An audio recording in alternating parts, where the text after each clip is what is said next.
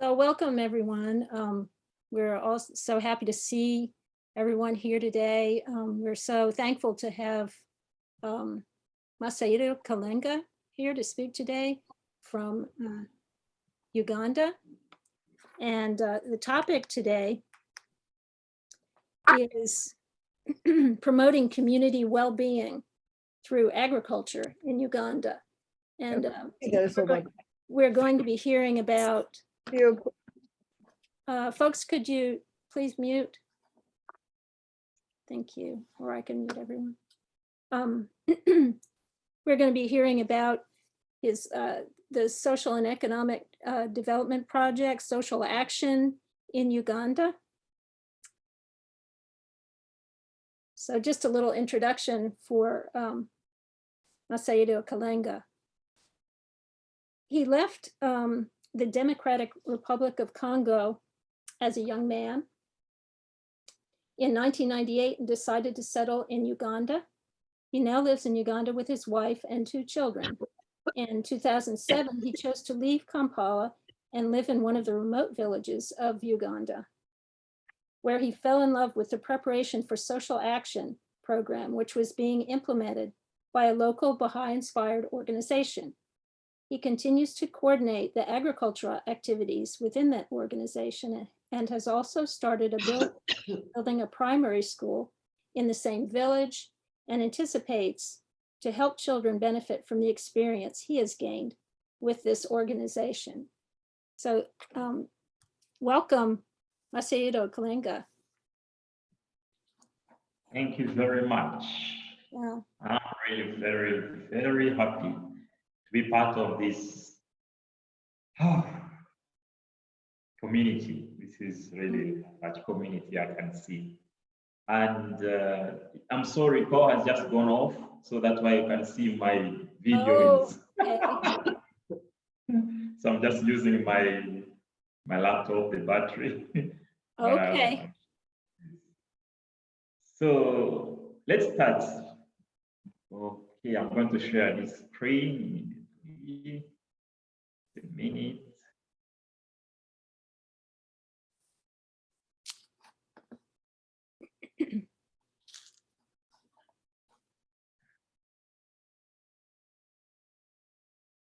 Oh, it's back again. Yes. Yay.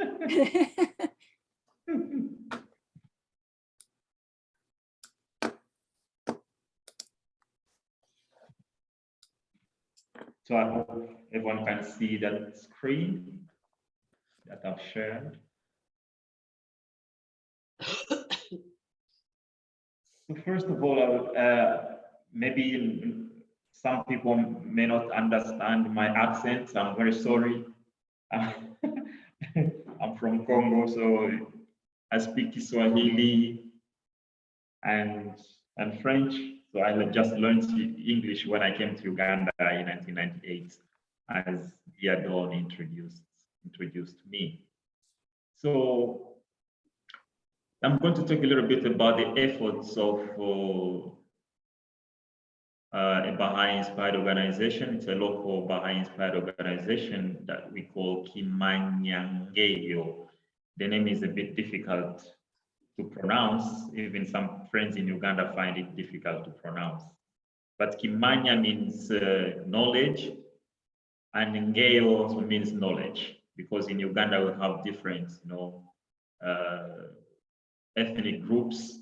So Kimanya is the Bantu group, meaning knowledge, and Ngeyo from the other group, So it means the same thing, knowledge. So in 2007, we had some friends who went to Colombia just to learn about the work of Fundek, and they were really very impressed with the knowledge that they gained from Colombia, and they wanted also to try the same thing also in Uganda. So read, and with of course, guidance from the Baha'i international, that is Bahá'í World Center. At that time, it was OSED. Of course, they gave them a go ahead and, to start this organization in Uganda. So Kimanyangio really implements the preparation for social action program. And really the core of this is really to try to translate the teachings of the faith, into action. Because as we know, a lot of people, when you talk about these beautiful teachings of Baha'u'llah, unity of mankind, equality between men and women, and so on, some people think that you Baha'is, do you really think that the things are going to, is it really reality or you're just dreaming? It's just a utopia, So some people find it, they don't think that these teachings of Baha'u'llah, are going really to take place, are going to change the world. But as a Baha'is, so we are trying, to translate these beautiful teachings of Baha'u'llah, into action. And one of the areas of learning of this organization that I'm calling that we call Kimanyangio Foundation for Social Action, one of the areas is really agriculture. It's just one small area of learning that the organization is focusing on. Of course, we have other lines of action that we are following. So agriculture is one of the areas of learning. And as we know, in Uganda, really, and in Africa, I would say in general, agriculture is really the backbone of many of our economies in Africa. And that one of the reasons, again, that we give emphasis on this one particular area of learning. And beyond that, we know that even in our faith, even the way the central figures of the faith, talked about agriculture, you see that it takes precedence, as Baha'u'llah himself said. And I was very fortunate. Just a few months ago, I participated in the course offered by Wilmet, and I can see some of the friends who are, helping us. Should I call them our professors? I can see Gary is around, Paul. So they really also helped me a lot to understand really what the Baha'i faith, talks about agriculture. So let's go quickly. So the preparation for social action, as I said, this is it's the program that Kimanyangio Foundation for Social Action, Kimanyangio Foundation for Science and Education is trying to implement. And the way we do this, we get a group of 10 to 15 young people. We just get them from the different communities where we have identified, to start the program. So we get a group of 10 to 15 young people. Then among themselves, we choose one who is, maybe has gone further in his or her education. So this individual will be trained to become the tutor of this group of 10 to 15 young people. So we have a lot of these groups in different districts. Currently, we are operating in 3 districts here in Uganda. So we have these many groups all over these 3 districts. So this person that we are calling a tutor, it's just like the Ruhi Institute. So he comes, and helps these, young people to go through this program, the Preparation for Social Action program. And the program we have 18 books that we study, this group of young people study. So we have 18 books, and these books are divided in, different, what we call capabilities. And these capabilities are grouped in the area of mathematics. We have science, language, and also processes of community life. So each unit that they study, each book that they study addresses one of these capabilities. So agriculture also falls under, these capabilities that we call processes of community life. So agriculture falls under that. And we have two books out of the 18. Yes, please. Can you hear me?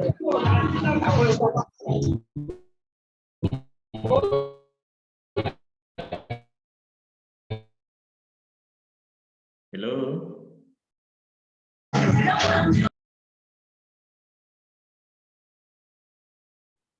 Hello. Can you hear me? I don't know. Something wrong? Now it's good again. There was a problem, but now it's fine. Okay, sorry about that. So I was saying that in this program, we have two books that really focus on agriculture. So one of them is called Planting Crops, and the other one, we call it Diversified High Efficiency Plots. That's these participants study. As I said before, we have many other capabilities, but I'm just focusing on agriculture because that is our topic.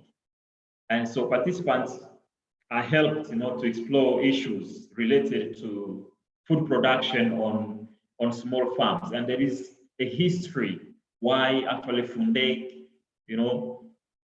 chose this, focusing on, small farms. If you read the history of Fundek, you'll find that a lot of, people lost their land to these big sugarcane factories, and many families were left without land.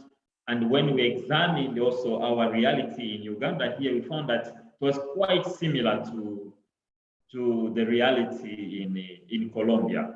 Like right now, like Janet who is here, she will bear witness with me that like we reach in Jinja where I am, we have a lot of now sugarcane plantations, and you find that families have been left with very small, plots where they're not able to grow food to sustain their families.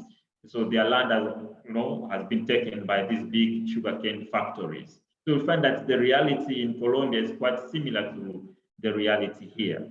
And these are the people that we are also working with. They're the young people that are also going through this program.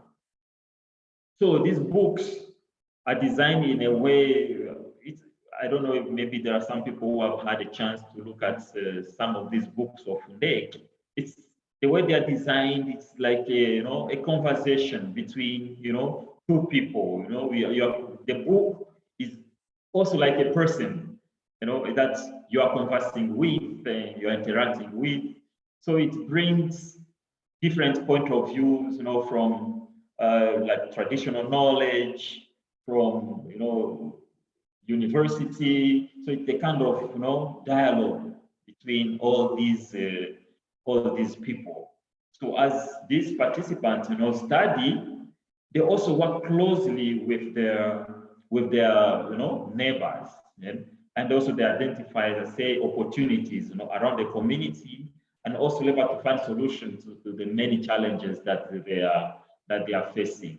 So it's not like the classroom where students study and they wait until they graduate to start thinking of what to do. The most interesting part that I've found myself in this program is that as students are studying, they are also acting.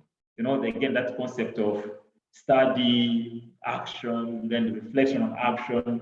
And really you can see that the role of a tutor is to ensure that students at the end of the day, they don't again sit back and start asking questions. Now, what do we do? I've graduated, I have this certificate, I have this paper, so what do I do? But as they are studying, they are also acting. And as they are acting, they are also reflecting on their actions. So they work closely with their families and also their neighbors, really to put into action all that they are studying. So I just want you to also look at some of the concepts that these participants are helped to study in these 2 units: planting crops and diversified high efficiency plots.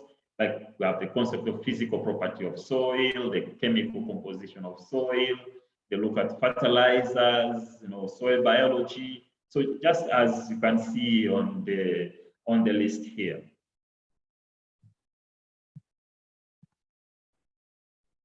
So I also wanted just to share with you a few pictures of what these friends, these participants do with. Like the picture here, you can see these are tutors.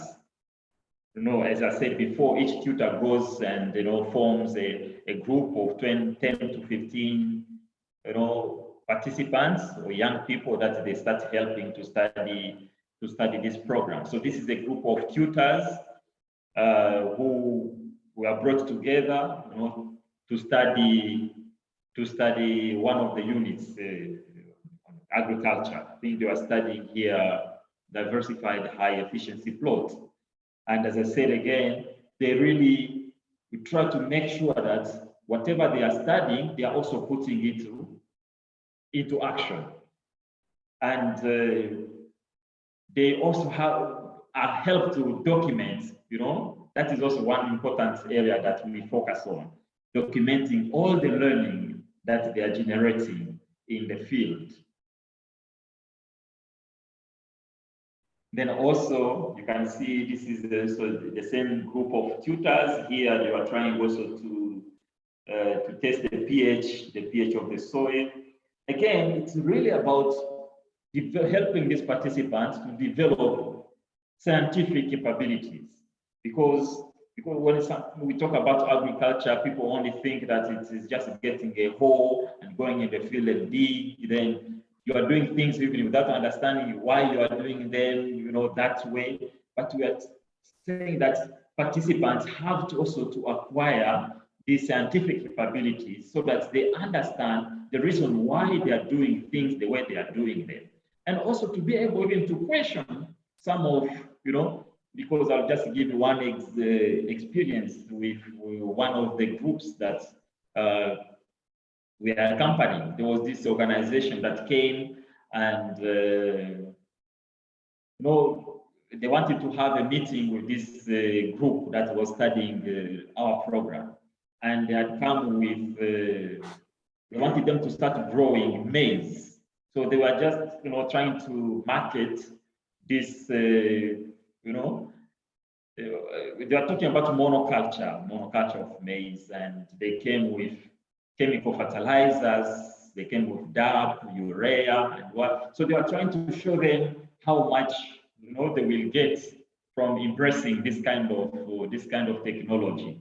But one interesting thing is that when this friend finished, giving his presentation, this group of students started asking this, this friend about, like, okay, if you are telling us that we are going to use DAP, urea, and what, can you also tell us the effects or what will happen to our soil after a period of time if we use, this kind of chemicals that you are telling us to use? So what is the impact? How will our soil be affected if you use, these kinds of chemicals that you are telling us to use? Of course, we have understood, you have talked about how much we are going to harvest and what, but you didn't talk about, the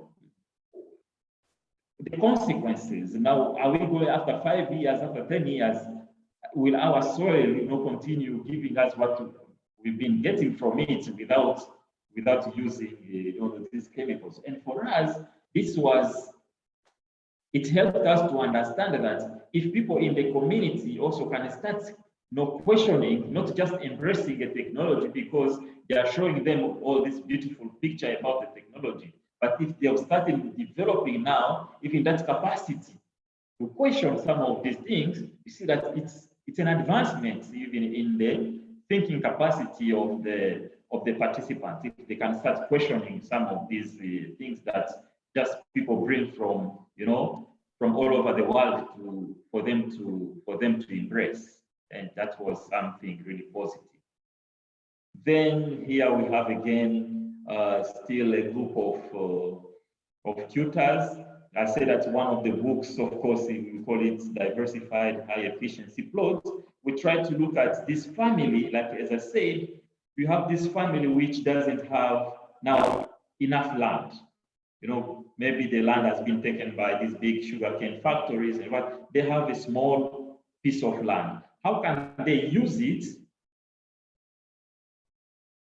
and be able to meet the nutrition needs of the family, even to meet the financial needs of the family. So we look at how a family can use this small piece of land effectively to meet these needs.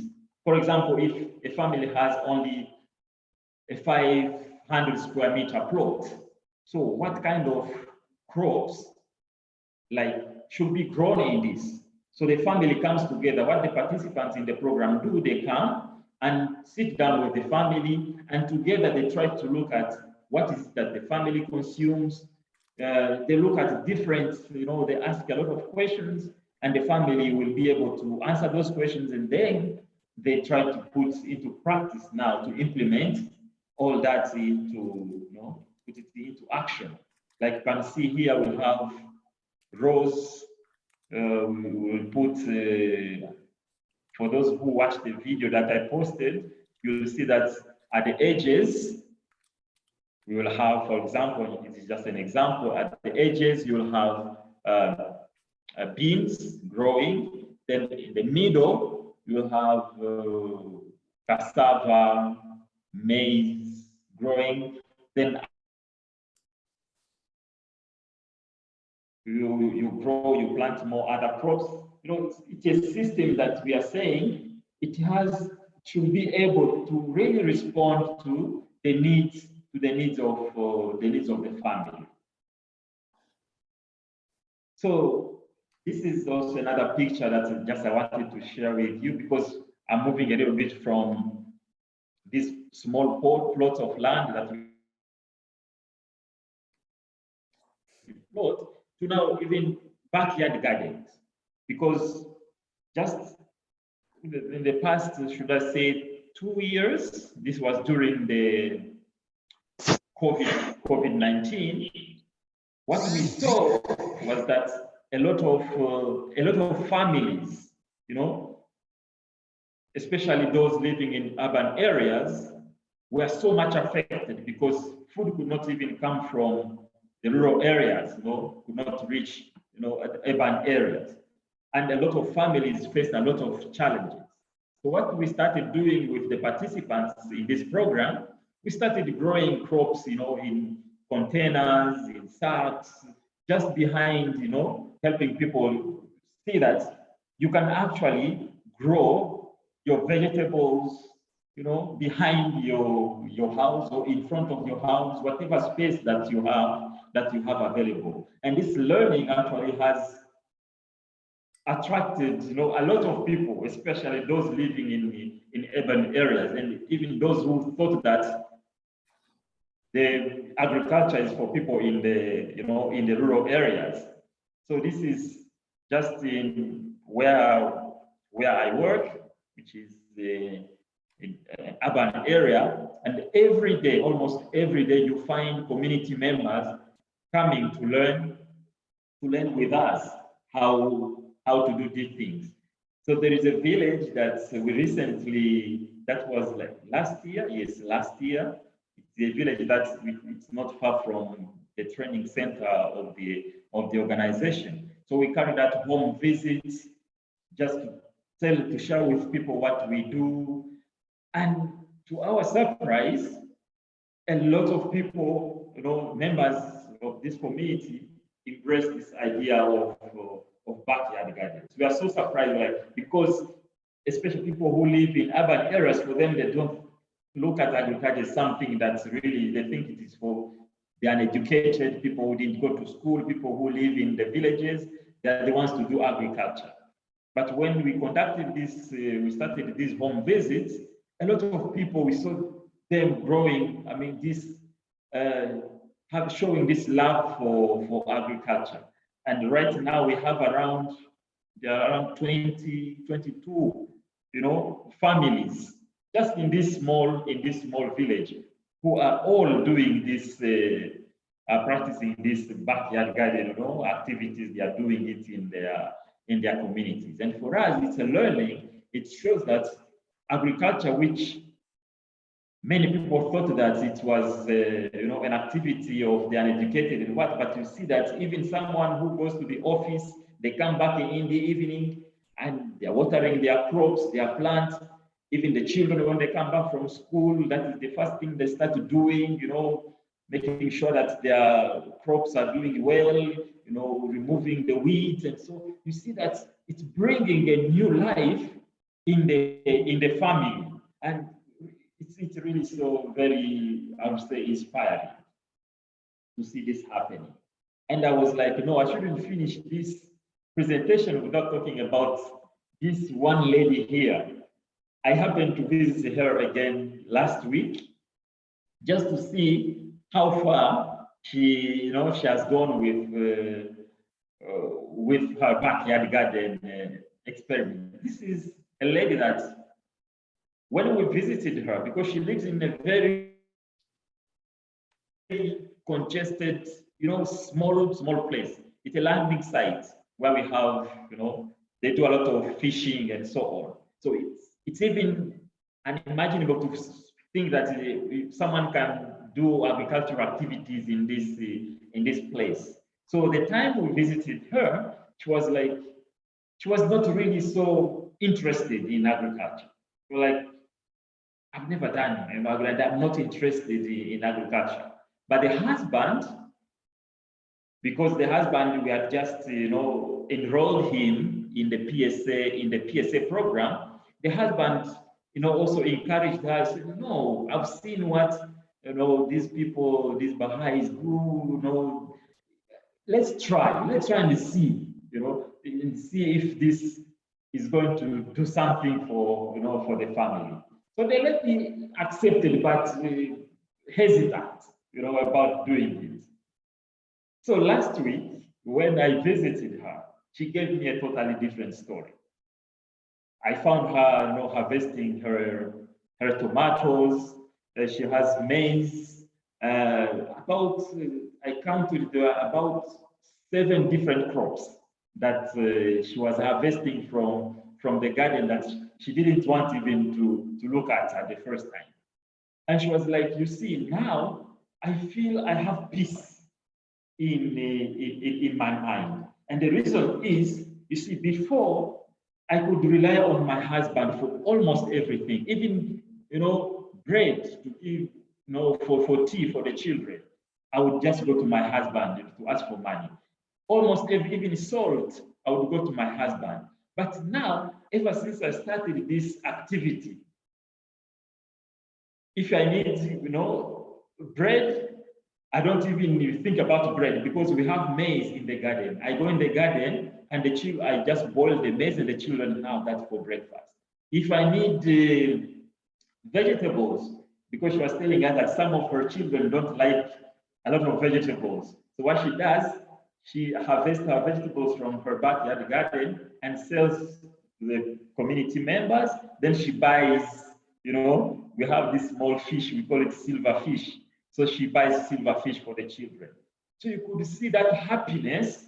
She's again here, she's the one here again. You can see that happiness, and she has totally changed. I would say even her appearance has changed. She's so excited about this small activity that she's carrying just in front of her house. And we're like, yeah, it is just, it's an example, it's a small example to show how the teachings, of Bahá'í, as I said before, are being translated into action. For those who thought that all these beautiful teachings are just, it's a joke. Bahá'ís, you really think that it is possible for these things to take, but you can see that these small things that are manifesting in the community are really showing that it is possible.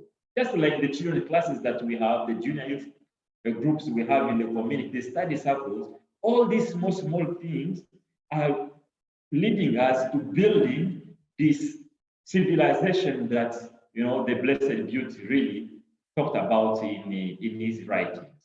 So I don't want to talk too much. I'm sure people will have a lot of questions to ask, which will, are welcome. Your questions are really most welcome. I hope you have got my accent, my English, which is broken. So I'm very sorry. So thank you very much. Yeah. Oh, thank you. There we go. Thank you so much. Thank you so much. Yes, your English is perfect. Your English is perfect. So now if anyone has any questions, if you could raise your hand. If you don't know how to do that, you just take your cursor and hover over your square, and then up in the corner you should see 3 little dots, and they're in that little drop down box is a way to raise your hand there. So now we've got Paul Hanley. Hi, thank you very much. That's very interesting and encouraging to hear that. The books that you mentioned, especially the 2 books about agriculture, where can we get those? I've never seen those in circulation around here. They come from Ruhi Institute, or?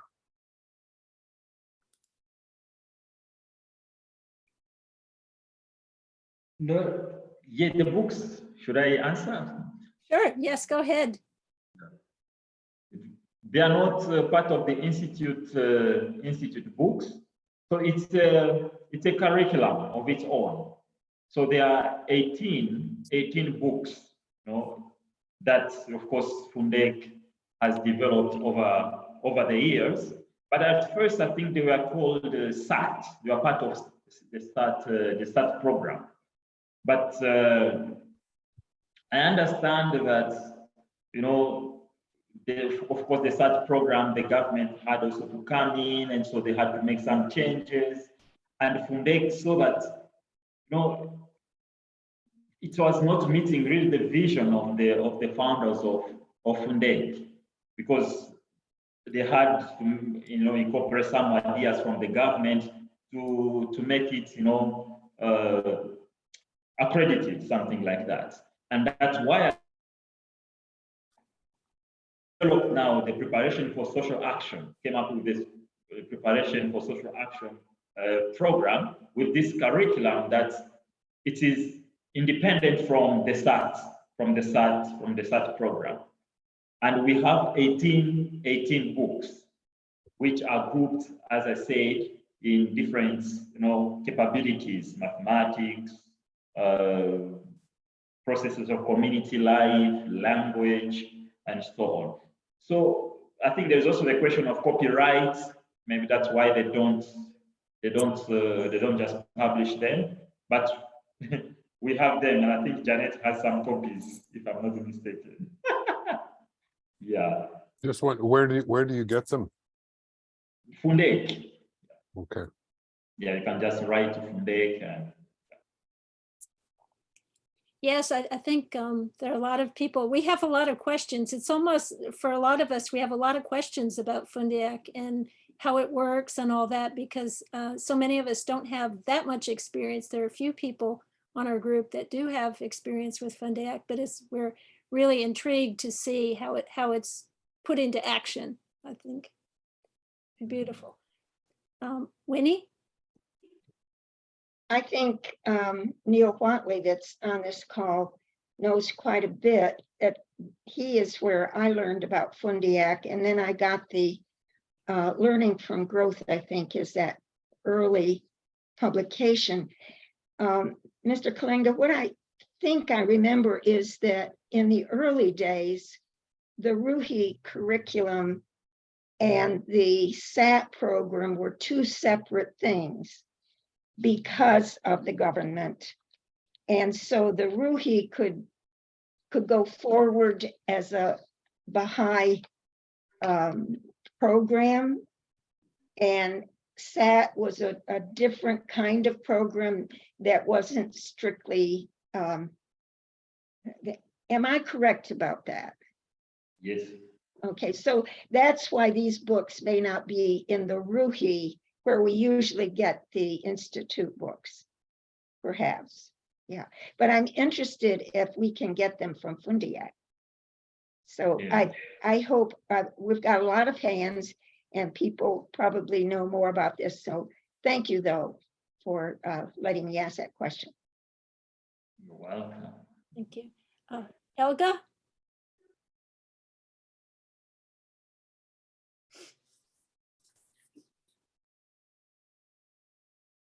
My heart is, it's okay.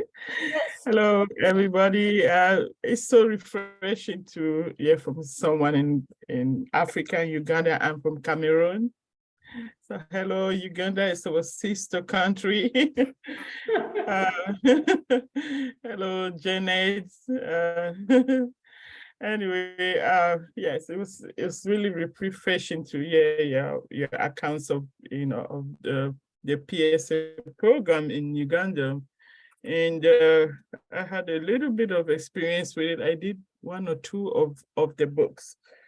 But my question is similar to what Paul asks, how accessible is it to everyone? Say if I want to do this program, so I want to start my own high efficient farming within a community. How does that work? Do I need to go to Fundiak to do it? The second part of my question is how do your participants in your experience, how are they integrated into all the other community building activities or the other aspects of the institute process? That's what I got so far. Thank you very much. Again, if you see the way these books are designed, as I said before, quite similar to the way the Ruhi materials are designed. And they are not really for individual, study. If you just study them as an individual, you won't get much because there is a lot of group discussion, you get ideas from, everyone in the group. So you wouldn't get much if you just got the book and studied it alone. And again, as I say, there is a lot of, going out and interacting with community members, asking questions, then you come back and reflect and see what they have said. There is a lot of really community, I would say, interaction. There's a lot of interaction that now imagine if you are just an individual alone studying this book, I don't think you'll benefit a lot. Yeah. It's just like the Ruhi Institute. Then the other question, very interesting, because I remember when we started the program here in Jinja, a city called Jinja, not Kampala, the capital city. So when we started the process here, we didn't have Bahá'ís in this cluster. But after a few, and the process of expansion and consolidation was visibly, I would say, not there. But these people, because when you look at these materials, the PSA books, there are a lot of, even you find ideas, some spiritual ideas, reflections, excuse me. And the participants start asking, where are these ideas from? Like you'll study about it, let's say pressure, in a scientific way. You look at pressure, for example. You define pressure, so they do some experiments to understand what pressure is and so on. Then there is a reflection that now brings them to reflect on, for example, peer pressure. So they try to study this, and there are some quotations sometimes from the Holy Writings. So they start questioning, these ideas are so unique. Where are they from? Who is the author of these ideas? Then, you can't hide them. You can't tell them, hide Baha'u'llah. You tell them that they are from the Baha'i, they are from the Baha'i writings, they are from the Baha'i teachings. And you'll find that curiosity, they want to know more about the Baha'i faith. Then, like, there is one unit, one book that we call Nurturing Young Minds. It's really about teaching young children how to count. But the way these concepts are introduced, you find someone starts asking, said, no, these are quite, I've never seen such, things in my life, these ideas. So then they get interested, they want to learn more. So then we introduce them to book 3, because they have shown interest in teaching children how to count, how to read and so on. But they want to, get more about teaching children. Then you see, it's a natural way, of even introducing them to the institute material, and you find them really falling in love with the Ruhi Institute, and they want to, study all the books of the main sequence. And of course, we are not saying that we are using this as a way to lure them into the faith and what, but they themselves, and we are always clear when we are enrolling them into the program, but we are not using this program so that you can become a Baha'i. You are free to investigate, the teachings. If you think that this is what you would like really to learn more about, if you think that this is something that you would also want to contribute to, you are free to embrace the faith. But you find we have so many participants who just appreciate these teachings, whatever is there in the program, but they say, I want to keep my faith as a Christian or as a Muslim. Say it's okay, we are not using this program so that you can become a Baha'i what. But those who find that this is something that they would want to continue with, they become, integrated into the activities, and many of them, of course, become Baha'is. So you find that this cluster that I'm talking about, Ginger, it has become one of the advanced clusters in Uganda, thanks to the PSA program. And yeah, it's like that. I don't know if I've answered the question. Thank you. Next is Christine. Yes, first I just want to thank you, Mr. Kalenga, that this was really so interesting. Also your response right now. We are learning a lot about Baha'i social action from you, and how we can implement it in our own lives. So that's my main thing I want to say. But just one comment on the books. About a year ago, I ordered the book on preparation for social action, and then I got the response that it is out of print. And then, but they would look for it. They had some deposit someplace, and then they wrote back, yeah, we found 5 copies. And they say, okay, would you please send me one? And they sent me one, but it was in Spanish. And in the meantime, I passed the book on to a Spanish friend, and I asked, well, do you have any in English? And they say no, and it's no longer printed, that the materials will be incorporated or have been incorporated into the Ruhi books. And they are no longer printing it. So I don't know how that particular book, it was one big book, it had one chapter on science and religion in there, whether that was just more the overall framework for preparation for social action, how that fits into the 18 books that you mentioned, I don't know. Again, Sorry, you are not. Yeah, I know that book. It's different from the books. Yeah, I'm talking about.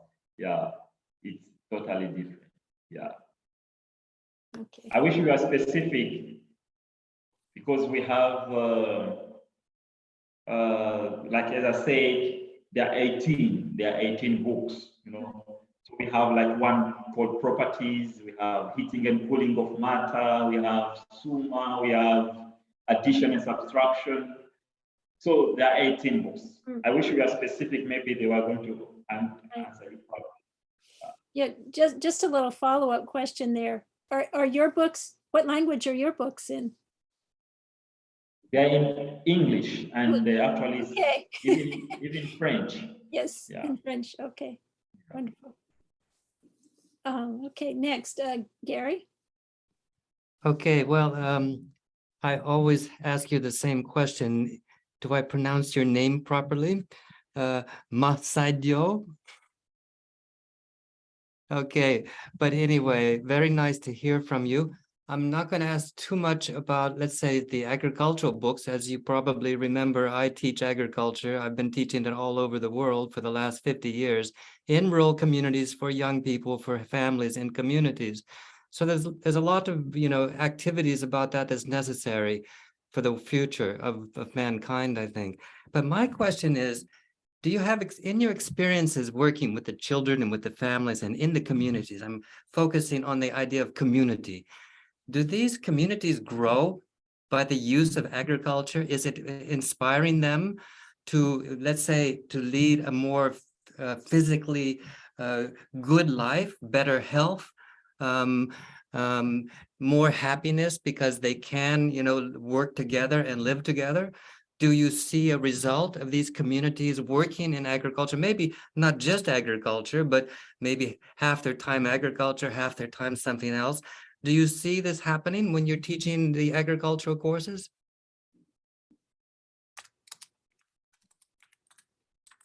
Yeah, thank you. Thank you for the question. I will give you an example of one cluster that it's in, for Janet, who is familiar with Uganda, that is Kamuli. And we started growing even trees in that cluster with the help of Janet.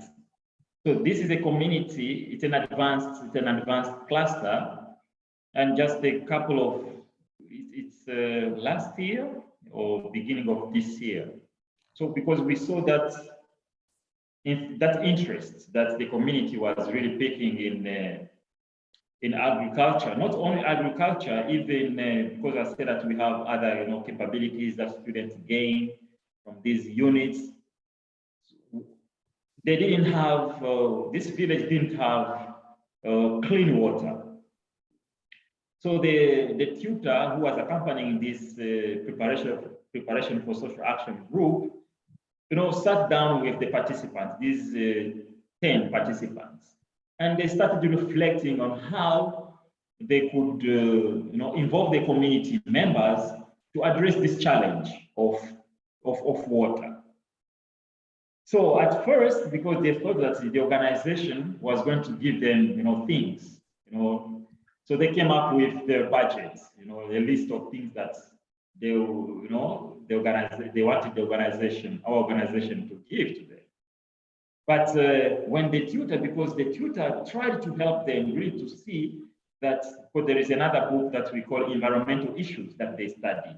So it addresses these challenges, looking at the different challenges, levels of challenges. You see that there are those challenges that are global in nature. like for example, when we are talking about climate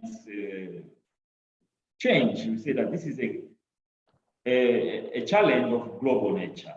But we also have challenges that are local, that we can address as the people of this community. But even though a challenge is of a global nature, still we can do something as a community. And when we look at this challenge of not having clean water, what do you think we can do? Let's look at the resources that we have in our community. So with this help of the tutors, they started thinking of what they could do as a community. So they saw that this participant makes bricks, and he has a lot of bricks just in the compound there, doing nothing. Then another one was a builder, and I think he had one bag of cement that it was just sitting there in the house. So when they looked at all these, oh, so we have resources, and we can start working on building our well. And it was so amazing to see how, when they started up conversation with the community members, they involved the local leaders, they talked to them about this challenge and so on. And today, this community has this clean water that they get from this well that they themselves built. So that is really something that you can see how this small group, and then what we try to help them is to look at this group as an institution that is in the community and helping the community members to reflect on how they can, become in charge of their own social and economic development. Now, last year, again, we are like, okay, there is a lot that we have learned from this village, and there is this problem, although they are in the village, but you'll find this family going in the neighbor's land not to steal vegetables. And this was creating some kind of disunity. But you also have land, but you are finding it difficult to grow your own vegetables. So you go and send your children to steal vegetables in the neighbor's garden. So this group started, they networked the families. So they grouped the families, group of five families, and they started, just simple, activities, growing vegetables, as in this network of families. Then they were like, oh, we have a challenge with seeds. So they thought that again, that the organization was going to give them seeds. But when again they sat down with this group that was accompanying them, they're like, but how much is a sacket of seeds? This family, most of you are interested in sukuma wiki. Those who know sukuma, the kale. Others were interested in growing amaranthus, vegetables that they really eat at home. So they started, pulling money together just to buy a sacket of seeds, and they started, having a nursery bed. Then they would share the seedlings. Then, so this network of families, they would start doing that. They bring the money together and grow these vegetable seedlings, and they start sharing, among each other. And you could see this kind of families that were even, against each other before, but this activity, is bringing them together. And this is a very interesting learning that we are generating from this from this village, from this community. And just today, we are talking even with the counselors to see how now we can even go beyond just these, growing of vegetables and so on. But what about now these families? Because they are now come together, they are talking about, having a nursery bed together. But what about now the children? Can we also start conversation with them about the education of children? Because they have children, and these families, these young, especially young mothers, are the ones who are really showing a lot of enthusiasm in such kind of activities. Can we also introduce even now a study circle in this group so that they also start studying the Ruhi Institute? So you can see from just agriculture, we are seeing all these other opportunities rising up, you know. So I don't know if I've answered Gary's question. Thank you. We've had a couple of things here in the chat, questions by someone who couldn't raise their hands. Flor, are you there? Flor had a question. Yes, it's a wonderful to be at this meeting. This is my first time. I'm very excited.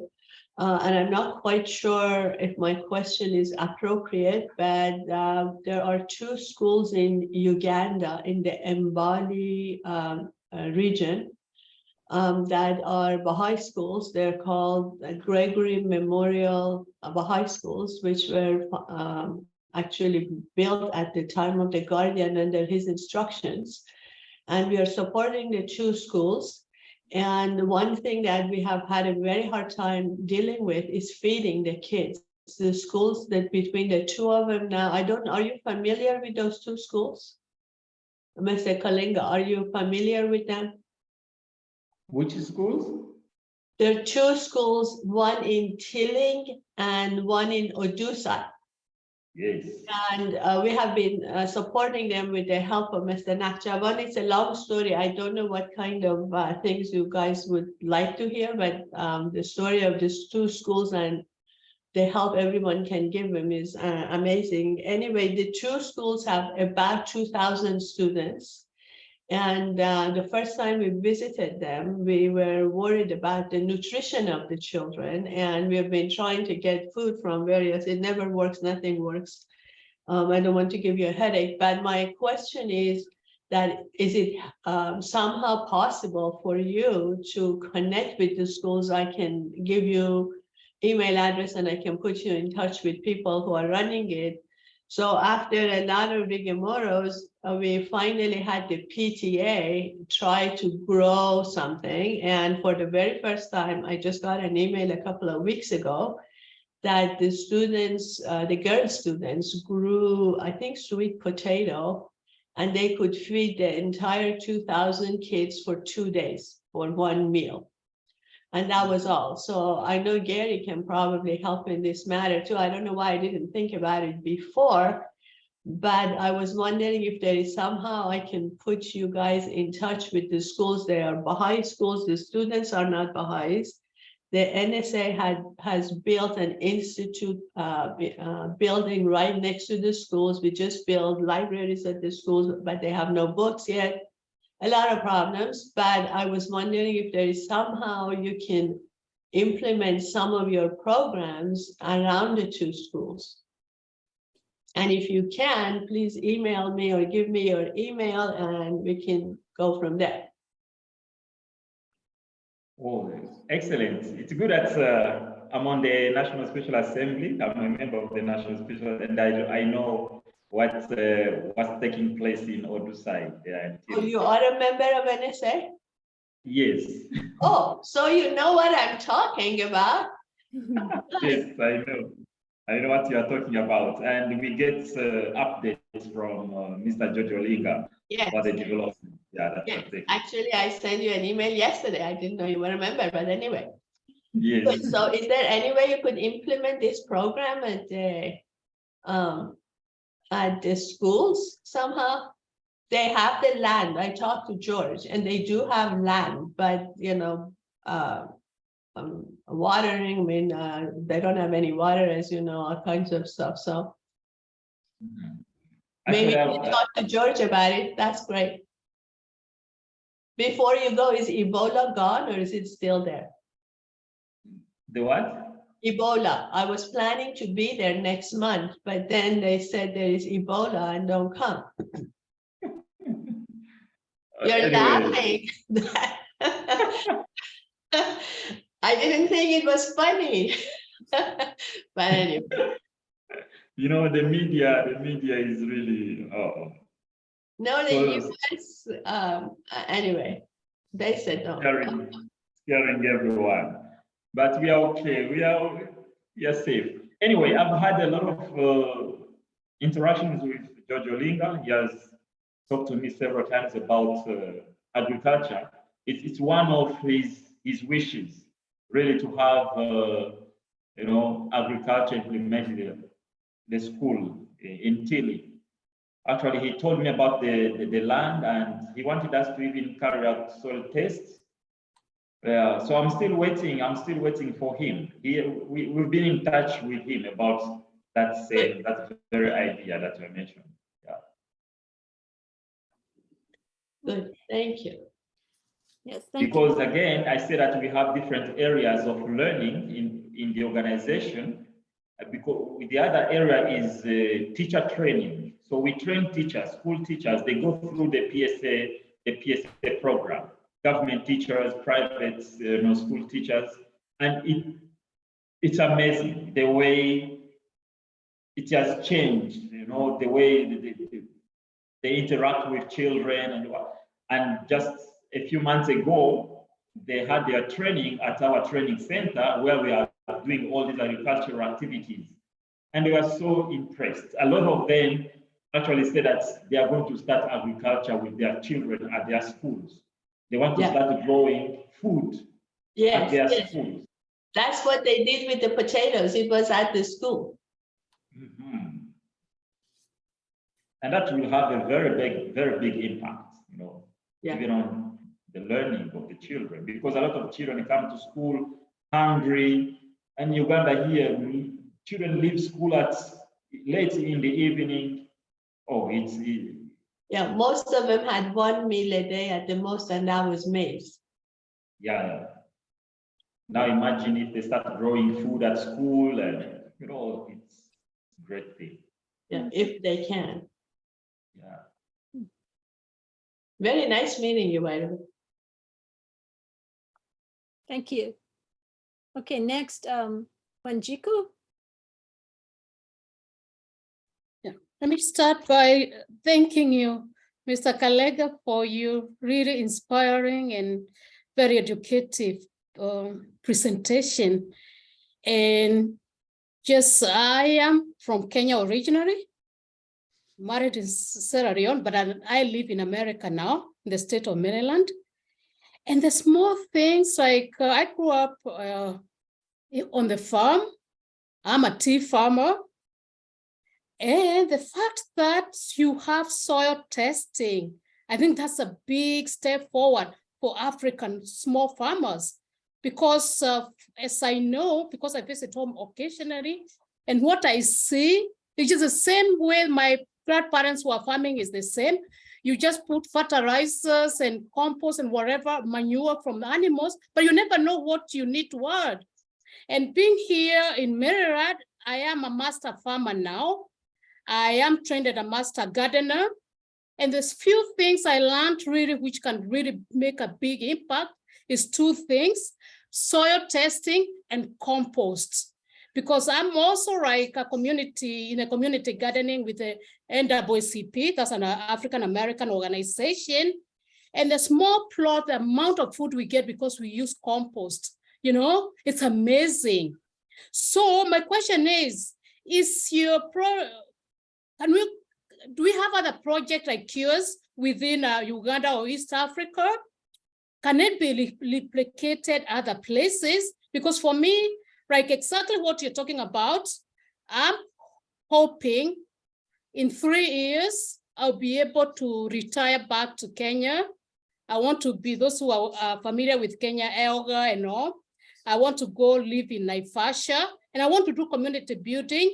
I've talked to Gary, because I also got impressed what he's doing, so that I can learn from people from you. So I don't go start like from the basics. I'll just learn what you've done and go implement it as a community building activity in my where I retire in Kenya. So do you have such, and what do you do to train other people? You said you train, the people around you, the teachers, the community. What about going further than that? And so that's like people like me who have the will to go and have impact in the community in the area of agriculture, they are able to do that. Interesting. Oh, karibu sana. Right. Oh, that's why. So, lucky enough, we have the Preparation for Social Action program in Kenya. There is a Baha'i-inspired organization in Kenya which is implementing the program. It's called Mwelekeo, and they are in Matunda Soy. We have some groups, PSA groups, Preparation for Social Action groups, and which other cluster is this? Matunda, the name. Oh, forgotten the name. Anyway, It's okay. I don't just need the details here. Now that I have, actually, Gary gave me your email. We can communicate more on emails. And when I come closer to the 3 years, then maybe I can, learn more from you and know what groups in Kenya are there, which I can learn from, and just so I'm able to do what I dream to. Yes. Karibu sana. Welcome. Asante. Well, anyone, any other thoughts? Any other questions? I could just add on to Wanjiku that we just came back from retiring in Uganda, and we just loved helping to make the tree nurseries, doing the children's classes, the junior youth groups. And we actually got donations of laptops from LabDo. It's an organization that recycles people's laptops so that when you teach the junior youth and children, they can actually get some skills too. So I'm happy to be in touch with you about our process, and that's how we know Kalenga. And I think some of our, Godfrey Lufafa, we've started along with Judith Bakiria, many of the people on this, we co-founded something called Partners Empowering Agroecology Community Education, because we found different little groups all over doing similar things, teaching kids or trying to make tree nurseries and plant trees with small farmers because of climate change. They're trying to regenerate their soils. So we just put them all together to make us stronger and to apply for grants and things. And we were lucky, one of our people got hired on at Kijani Forestry. So they're learning a lot about that sort of more commercial side of making charcoal and growing trees to make charcoal and things.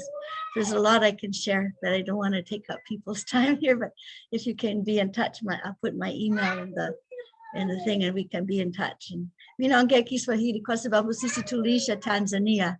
I've been to Kenya several times.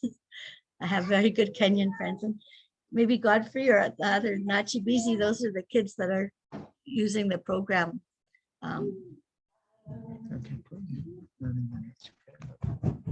Okay, Gary, you have another comment? Yeah, I have I'll try to make a quick question. I noticed that Holy Ans made a quick an answer there. Do you know Holy Ans, just out of curiosity? But the main thing that I want to ask you about is, I work on climate reality research. I train teachers at the university level and that sort of thing. What we see coming in the coming decades are difficulties, and do you see these coming? Is there something that's being discussed? Is the future of agriculture in Africa going to be more difficult to develop unless we do these community development activities? What we see that in let's say, many of the researchers who do climate reality research show that there are going to be issues, particularly of climate and in agriculture, in many places of Africa, as well as India and other places. Is there anything like that in your world, in your context?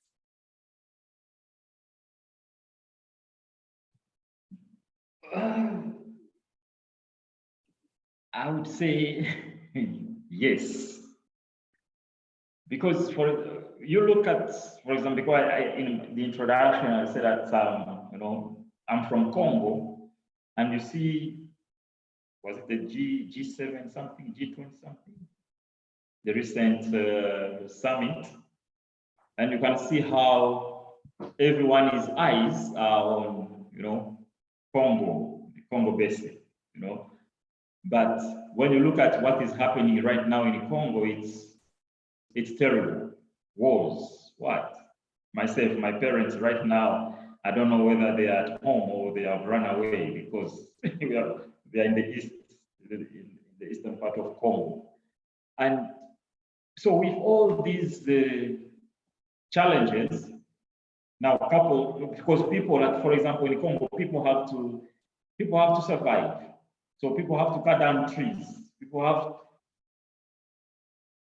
So it's really, then what's going to happen to agriculture, because the planet is going to become, without all the things we are talking about, climate change and when we lose all our trees, then what is going to happen? And this is also happening in Africa. It is happening in Uganda, because like just a few years ago in Uganda, we have this one forest, which I think it is the only forest that Uganda had remained with. It's called Mabira Forest, but right now it's going.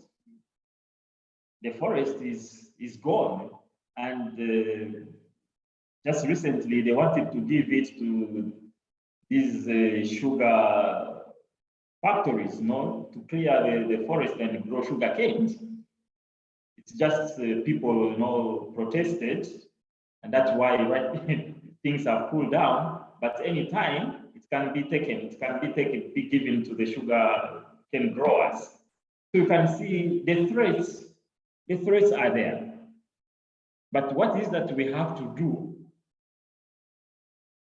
as Bahá'ís? That's why we are doing these small activities. They are small, but we must have a lot of people to embrace, these things these small things that we are doing. And if we are not also careful, even the House of Justice saying, because we are not also immune from what is happening in the world, we are all going to be affected. And for sure, agriculture in Africa, there are a lot of threats even, and that's why you are seeing, people going without food, and someone who had land, they have given it to these sugarcane factories because they are finding it difficult to feed their family. So they think that by selling their land, it's going to solve their problems. But at the end, they find that, oh, I've lost my land, but I still have challenges. Now I don't have food. So you find a lot of young people now running away from the villages, coming to live in cities, where again they find life difficult. And a lot of them now, they have to join rebel activities, groups. They have to do all sorts of things. You can see it's a lot of, but we have hope, and the only hope is in the revelation of Baha'u'llah. So we have to do something really as Baha'is. The challenge is before us. Thank you. Yeah, thank you. I don't know if I've answered your question. So You did. You always do. Yeah. So we have a few more questions here. Our time is coming to a close, but we'll try to get through these 3 questions. Winnie, you want to go ahead? Yes, early in the chat, our friend Carolyn, who had to leave, left the link to Saturday's program by the International Environment Forum. And I put it in again at 1:38, if you go back through the chat, because people who come in early, they can't see it.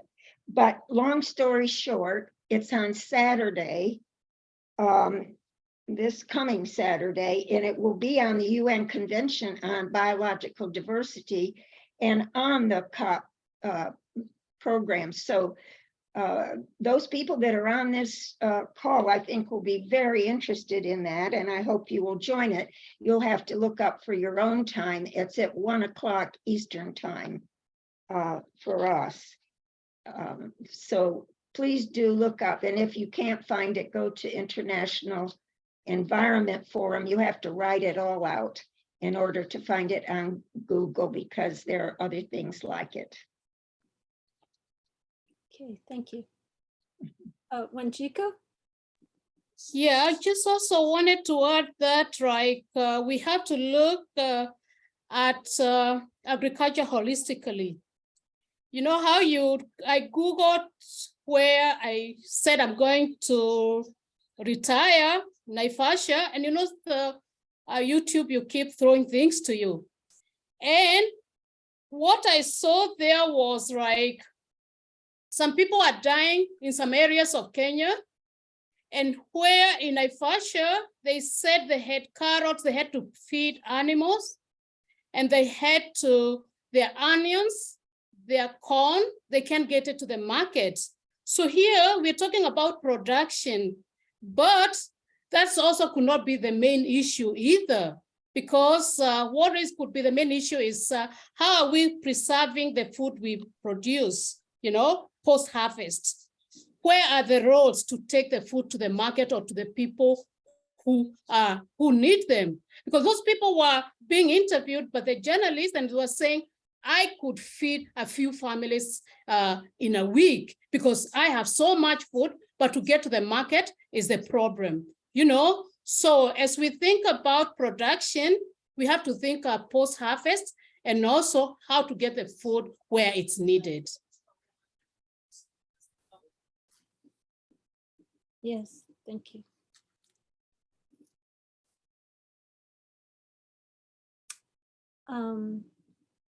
Rose?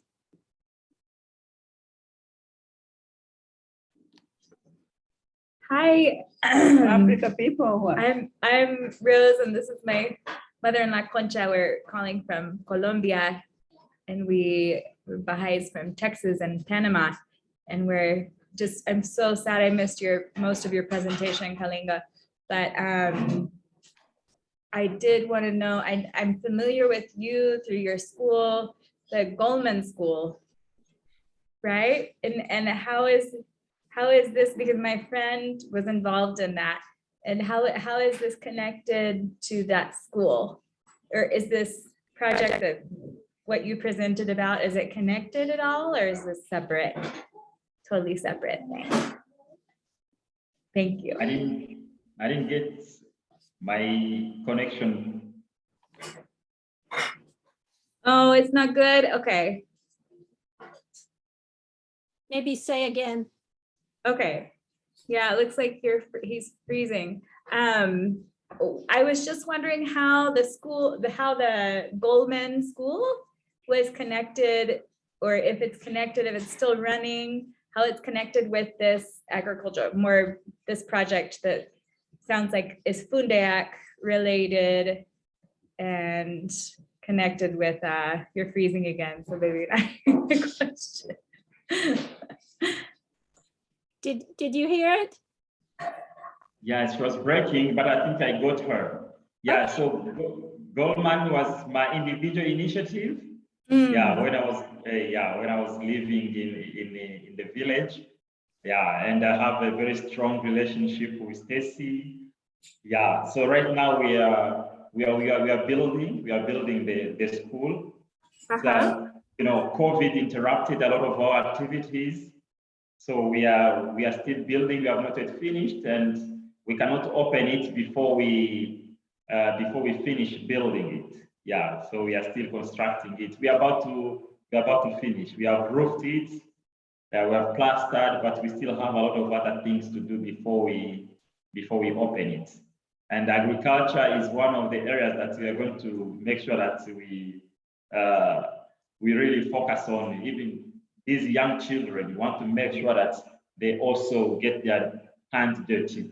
You know, like what one of the friends said here, they should be able, to produce food. And it will be very interesting to see children even primary school, in nursery school, they are producing, their own vegetables, giving some vegetables to their families. I can't wait to see this happening with these little young children. So the Goldman School was your individual initiative as a graduate of Fundayak? No. Different. Not Okay. Yeah. Individual. Okay. That's wonderful. Thank you. You're welcome. Thank you. Okay. One more, we have Elga again.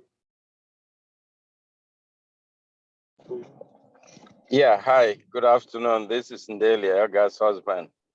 Hello, everybody. Hello. Yeah, I just wanted to add a few thoughts to what Masaidio, hi. Comment ça va? Ça va très bien, merci. Okay. I just wanted to add a few thoughts, especially the question that Gary asked. When you look at Africa, especially the sub-Saharan Africa, the Sahel region, the impact of climate change is so drastic, so dramatic, that you feel like they are bearing the brunt of the climate crisis. It's really serious. On the African continent this year, especially West and Central Africa, you have had significant flooding, like something that has never been experienced before. Several people have died. So many people are homeless. And all this is compounded, as Masaidio was saying, with all the conflicts that are going on the continent. So that at this moment, farmers are so confused because the climate pattern that they have known for centuries or decades, that has been the backbone of their agriculture and everything, is messed up. And this is leading to so many crises. There is not just the food crisis, but it's leading to conflicts between those who are raising cattle and farmers, because they cannot find, those who are raising cattle cannot find enough pasture, and they are going to graze their cattle on farms. And that is leading to intertribal or different types of conflicts and leading to so many deaths. Now, another thought that I wanted to just share very quickly, sorry for stepping in late, is that the way that things are happening, the agricultural development in Africa and all the other interventions that we see are based on models that were copied from Europe and other places and imposed on Africa. They are not based on reality, on the reality on the ground. And that is why things don't work. And so when development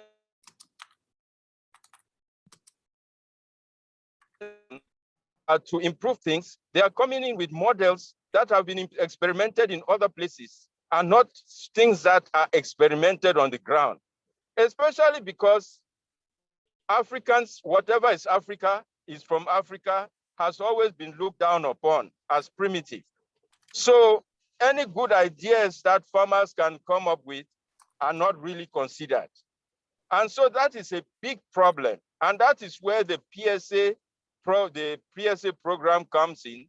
And I don't want to talk about that because I know there are people who know more about that. And that's what Masaidio is talking about. I'm sure that, that is something that, to me, as a development worker, I know that that is really the solution to the food crisis in Africa. I don't see any other solution because I've been to almost every corner of the continent. You can imagine like what Jane was saying, what Wanjiku was saying, that in Somalia, they are facing hunger, but then there's excess food in another part of Somalia. So the question is how to move that excess food from the part of Somalia that has excessive production, to the part where people are dying from hunger. There are all these complexities that are not really looked at until it comes to the point where those things are really looked at and examined in an honest way. there is no way that Africa is going to come out of its crisis. Thank you. Sorry.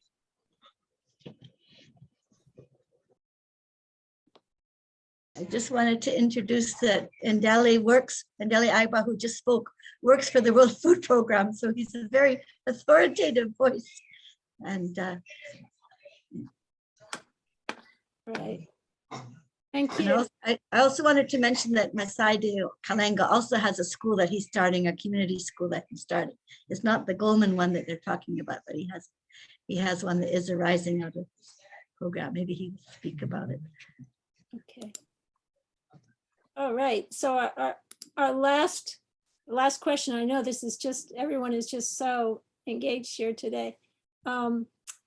Charles Kamya, would you like to make a comment or have a Yeah, we are coming close to the end of the call, and I couldn't really leave without thanking Masaidio for the wonderful presentation and eye-opening views and points from each one of you. It's really a pleasure that I have met you guys, people of great minds. I must say I have learned a lot and also unlearned as well. And I also really thank whoever came up with this initiative to start up these kinds of meetings. I'm coming from Peace Organization, from Janet, Ned, Peter, and most of us, just like Janet introduced a little bit.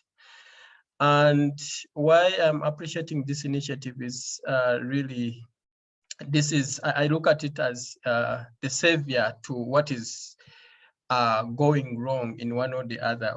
We are each and every time talking about climate and climate change, how we are getting affected.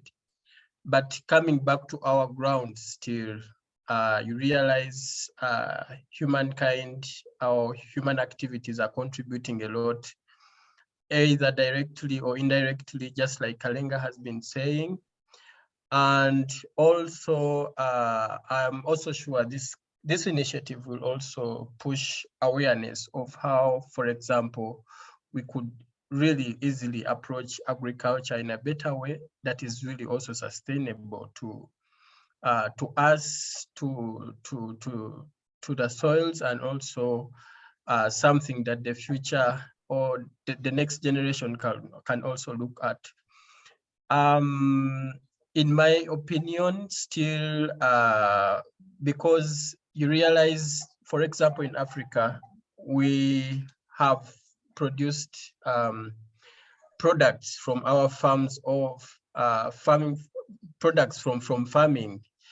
And when you look at the years ago, we really had favorable climatic conditions whereby almost a good number of farmers didn't need any kind of, for example, irrigation to have them, like to have their plants ready. But now, because of the introduction of the genetically modified products, you realize the core or the original seeds that we had before that we were reproducing almost every time are perishing away just because of the introduction of the genetically modified, seeds. And these are really things that we have to be very, very careful about, because there are also really many ways from which capitalists is also affecting us. And this is also one way that because of the need to maximize wealth and what, they're introducing lots of things. And for me, within this program, I am sure the approach, just like Masaidio has mentioned, once we reach to many people, I'm sure something is going to be worked upon. And I just pray that this initiative continues and people keep on doing the things practically in whatever communities we live in. Thank you so much.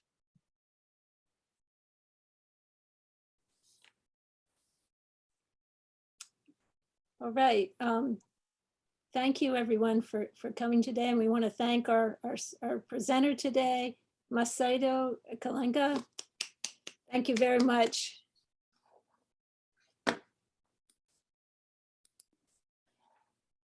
So thank you, everyone, for coming.